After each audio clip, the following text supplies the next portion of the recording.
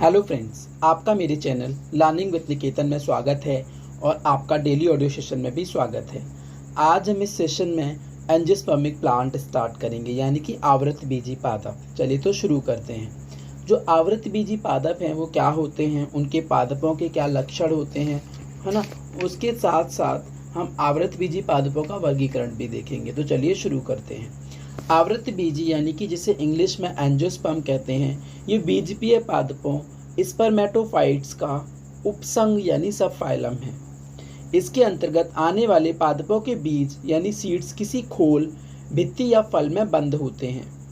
आवृतबीजी का अर्थ आवरण युक्त बीज होता है। देखिए, जैसा कि इसके नाम से ही पता पड़ रहा है, आवृतबीजी यानी बीज पर कोई ना कोई आवृत चढ़ा हुआ होगा, कोई ना कोई किसी भी तरीके का खोल है, भित्ति है, एक फल में बंद है, इसीलिए इन्हें आवृतबीजी भी कहना है। जिसमें एंजियोस्पर्म जो शब्द लिया गया है, ये ग्रीक भाषा का शब्द है, ये तो आपको पता ही है। जहाँ एंजियो का मतलब है कवर्ड यानी ढके हुए, और स्पर्मा का मतलब है सीड यानी बीज। तो यानी कि आवृतबीजी का अर्थ क्या हुआ, बीजों के ढका हुआ होना, यानी कि बीजों के ढके होने का होना, उसी को हम एंजियोस्पर्म कह रहे हैं। तो पृथ्वी पर ये पादप लगभग 14.5 करोड़ वर्ष पूर्व मीजोजोइक कल्प के क्रेटेशियस काल यानी कि क्रेटेशियस पीरियड में उत्पन्न हुए थे। वर्तमान में ये पादप पृथ्वी पर पाए जाने वाले सबसे अधिक प्रभावी डोमिनेंट पादप हैं। इनकी लगभग 2,50,000 जातियां ज्ञात हैं।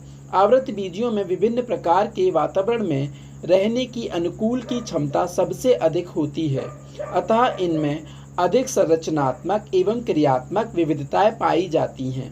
आवृतबीजी पादपों में अमाप में विविधता दिखाई देती है, जहां एक ओर वॉल्फिया पैक्टिनेटा यानी डकसीड अब तक के ज्ञात पादपों में सबसे छोटा पादप है। अगर आपसे पूछ लिया जाए तो कि आवृतबीजी पादप में अब तक सबसे छोटा पादप कौन सा है, तो आपको उसका आंसर बताना है वॉल्फिया पैक्टिनेटा, जिनकी पत्तियां 1 मिलीमीटर से भी छोटी होती हैं। देख रहे हैं कितना छोटा साइज होता है। वहीं दूसरी ओर शोरिया यानी साल और डिप्टोकार्पस आदि पादपों की ऊंचाई 30 मीटर से अधिक होती है। तो ये तो थी कुछ बेसिक नॉलेज। अब हम बात करेंगे आवृतबीजी पादपों के कैरेक्टर्स यानी कि कैरेक्टरिस्टिक्स ऑफ एंजियोस्पर्मिक प्लांट। तो इसके भी कुछ लक्षण पाए जाते हैं, ठीक है। मैं उनमें से आपको मेन लक्षण बताऊंगा।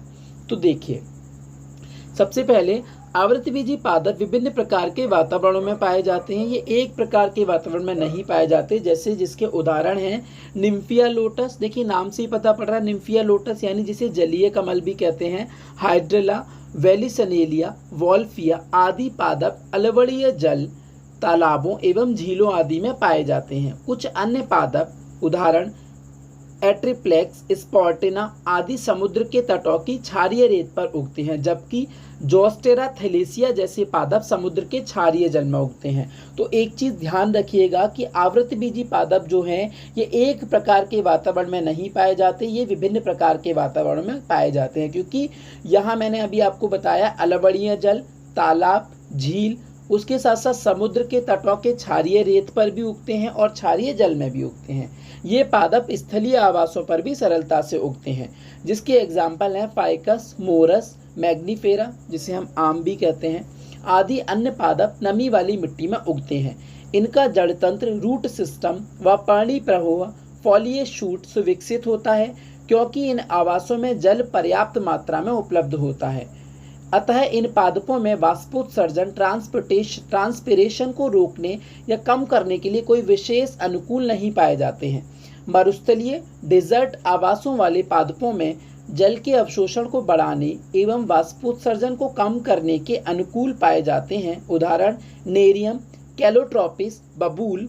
अन्य कुछ पादपों में जैसे घीक्वार जिसे एलोय कहते हैं तथा ग्वारपाठा, अगेव आदि की पत्तियों में जल संग्रह करने की क्षमता अधिक होती है, यानी कि ये वाटर को ज़्यादा कंजर्व कर लेती हैं अपने अंदर।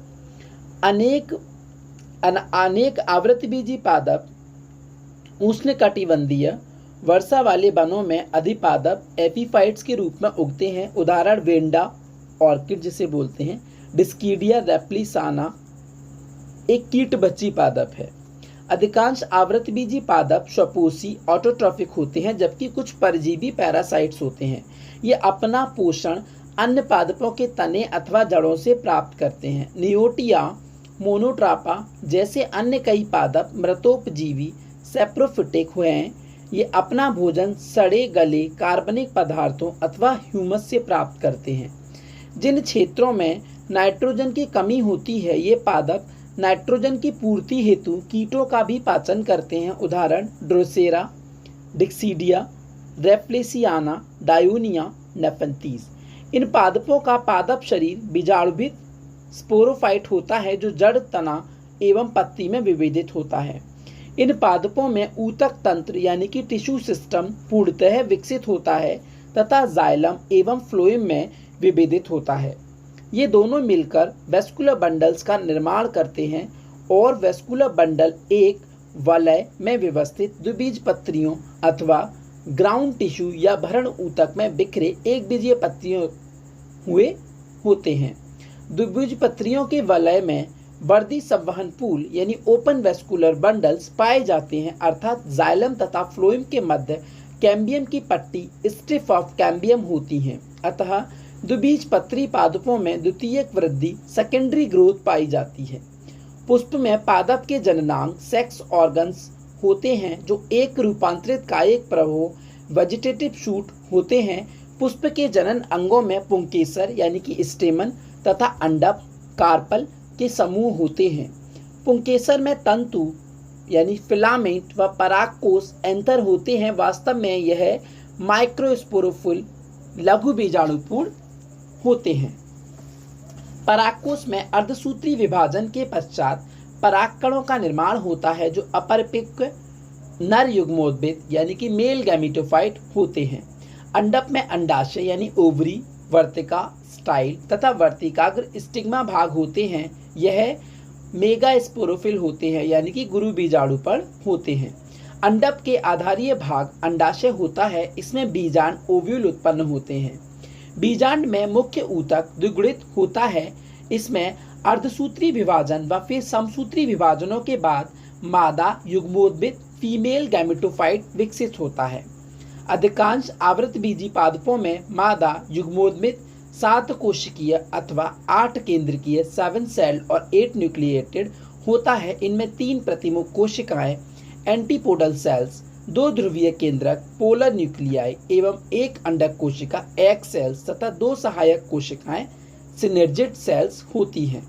परागकण विभिन्न माध्यमों जैसे जल, वायु अथवा कीटों द्वारा वर्तिकाग्र स्टिग्मा की सतह पर पहुंचते हैं और अंकुरित होकर पराग नलिका पॉलन ट्यूब का निर्माण करते हैं जिसमें नर युग्मक मेल गैमीट्स होते हैं।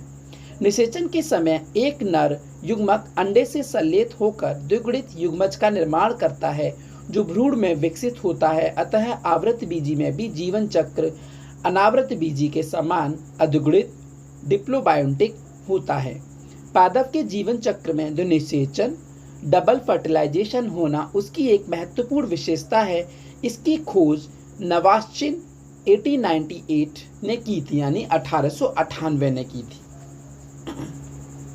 दूसरा नर युग्मक भ्रूणकोश में उपस्थित 2 ध्रुवीय केंद्रकों से संलेख होकर सामान्यतः त्रिगुणित ट्रिप्लॉइड प्राथमिक भ्रूणपोष केंद्रक प्राइमरी एंडोस्पर्म न्यूक्लियस का निर्माण करता है। निषेचन के पश्चात बीजांड बीज में विकसित होता है और अंडाशय भित्ति, फल भित्ति, फ्रूट वॉल बनाता है। उसके साथ साथ कुछ आवृतबीजी पादपों में बीजाणुभिद के बिना भी अर्धसूत्री विभाजन से युग्मोद्भिद का निर्माण होता है। यह प्रक्रिया अपबीजाणुकता यानी कि एपोस्पोरी कहलाती है। अपबीजाणु भ्रूणकोश द्विगुणित होते हैं और इनमें उपस्थित द्विगुणित अंड निषेचित हुए बिना ही द्विगुणित भ्रूण बनता है या बनाता है। यह प्रक्रिया अनिषेकजन पार्थिनोजेनेसिस कहलाती है। उदाहरण गुलाब, अमरूद आदि। सो फ्रेंड्स, ये था मैंने भी आपको बताया एंजियोस्पर्मिक प्लांट्स यानी आवृतबीजी पादप और आवृतबीजी पादपों के कुछ लक्षण। आई होप आपको ये सेशन पसंद आया होगा। अब हम इसके नेक्स्ट सेशन में देखेंगे क्लासिफिकेशन ऑफ एंजियोस्पर्म यानी आवृतबीजियों का वर्गीकरण। उसके साथ ही ये हमारा हम जो पढ़ रहे थे आपकी वनस्पति विज्ञान में पादप जगत में विविधता अध्याय हमारा कंप्लीट हो जाएगा। So thanks for watching. We will meet in